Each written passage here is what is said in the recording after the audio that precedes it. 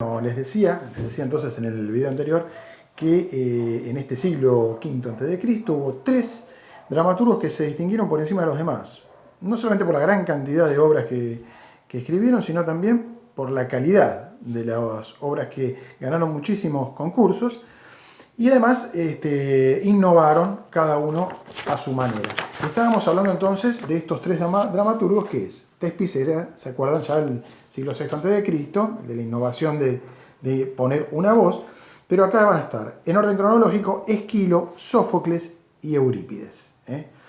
Ellos escribieron muchísimas obras, muchísimas tragedias, especialmente eran autores de tragedias, pero que hoy se perdieron por esas cosas de, bueno, en ese momento no existía la imprenta, el incendio de la Biblioteca de Alejandría, etc.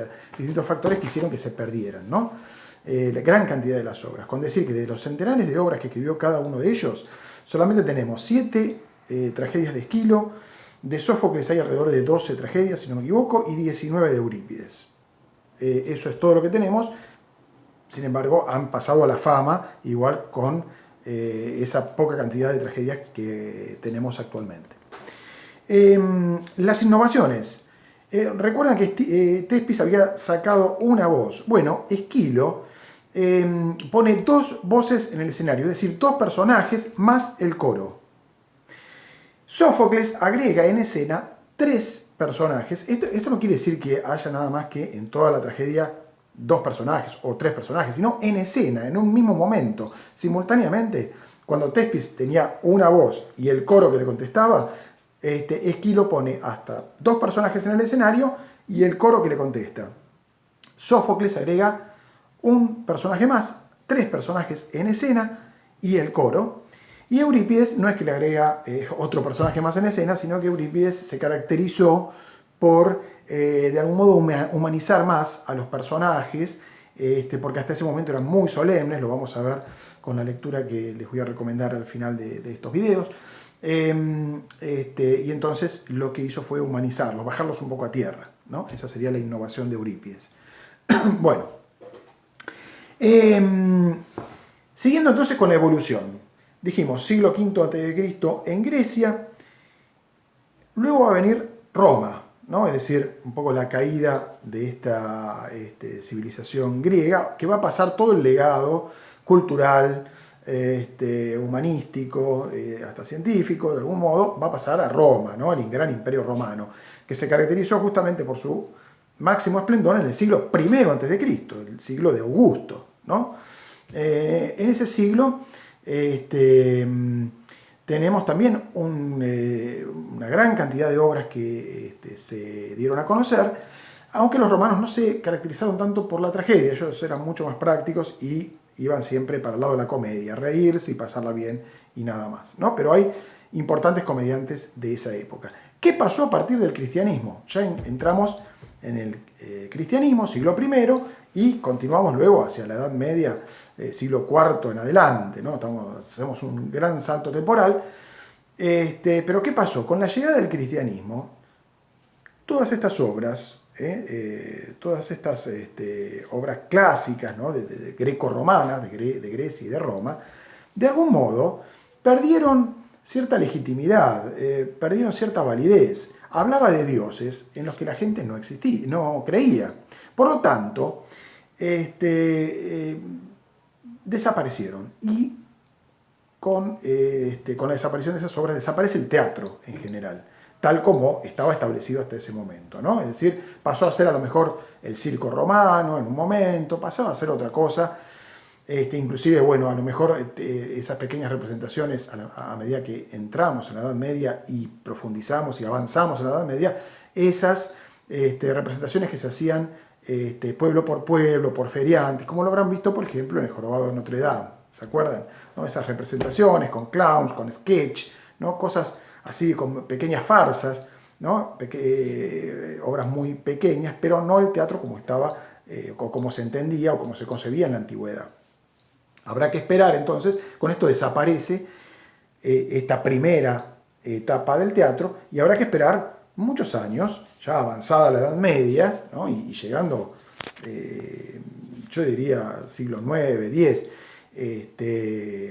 después de Cristo, obviamente, para encontrar un nuevo origen. ¿Se acuerdan que cuando comencé todo esto dije hay dos orígenes del teatro? Y el segundo también es de naturaleza religiosa, ¿no? Y el segundo está directamente vinculado con el cristianismo, es decir, con las representaciones que se hacían dentro de la iglesia, dentro del ámbito de la iglesia, y que tenían que ver, obviamente, con distintos episodios bíblicos, ¿no? Distintos pasajes de la Biblia que se representaban adentro del ámbito eclesiástico, adentro de la iglesia, ¿no? Nosotros tenemos la noción de alguna de esas representaciones. Por ejemplo, para Navidad, pesebre viviente. Para Semana Santa, la representación del Vía Crucis. Es decir, eso es lo que nos ha llegado. En esa época también se representaban esto, pero además otros pasajes. Los pasajes estos eran llamados autosacramentales, ¿no? Se representaban distintos pasajes de la Biblia. Entre ellos estos, ¿no? Lo que nosotros conocemos, pesebre viviente, la Navidad, el nacimiento de Cristo, la pasión, en el caso del Vía Crucis. Sin ir más lejos, además, donde vemos claramente el cristianismo como origen del teatro, en la misa. La misa, en definitiva, es una gran obra teatral, una gran puesta en escena, en donde el sacerdote asume el papel de Cristo y los fieles, los feligreses, ¿no?, que entablan un diálogo con él, ¿no?, son todos los discípulos. Somos todos los discípulos que contestamos y que vamos dialogando con el maestro, ¿no? Especialmente a partir del momento de la consagración, cuando el sacerdote asume en primera persona el papel de Cristo, ¿no? Tomen y beban, ¿no? ¿Se acuerdan del momento de la consagración? Está hablando en primera persona como si él fuera Cristo y todos los feligreses son sus discípulos. Bien, estas representaciones que se hacían dentro del ámbito de la iglesia, llegó un momento en que, obviamente como todo, fueron ampliando los temas, fueron cambiando los temas. Hablé recién de los autosacramentales, había otras representaciones que se llamaban moralidades, ¿no?, y que especialmente representaban la lucha del bien contra el mal, ¿no? Inclusive la danza a la muerte. Bueno, recuerden que Europa había pasado siglo XIV, la peste negra, ¿no?, grandes guerras, terribles tragedias, entonces la muerte estaba muy presente, ¿no? Y entonces en esa danza a la muerte también estaba protagonizada, alguien representaba la justicia, el bien, el mal, los distintos vicios y las distintas virtudes, ¿no?, danzando todos alrededor de la muerte, por ejemplo, ¿no?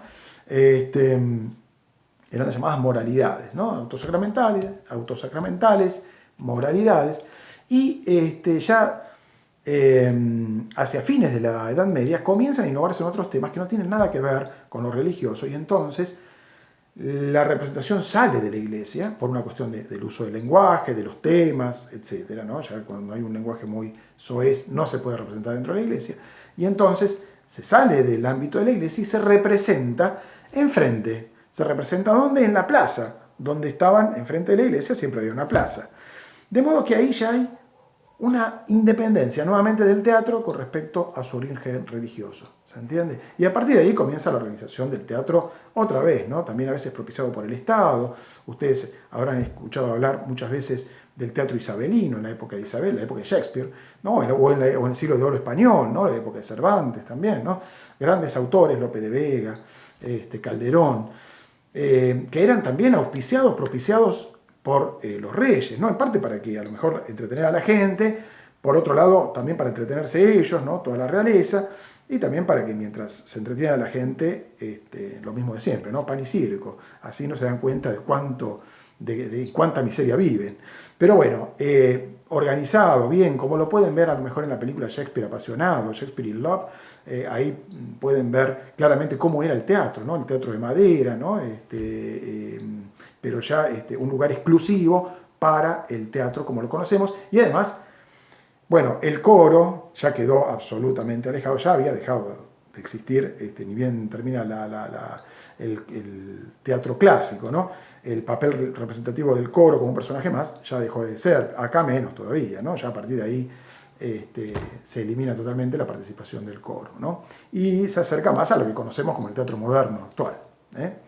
Bueno, dejo acá con respecto a todo lo que se refiere al origen. Yo les voy a mandar en un PDF la obra Antígona de Sófocles para que las vayan leyendo. La idea es ir leyéndola y vamos a ir completando con algunos otros aspectos teóricos en estas semanas sobre el teatro griego. Nos vemos pronto.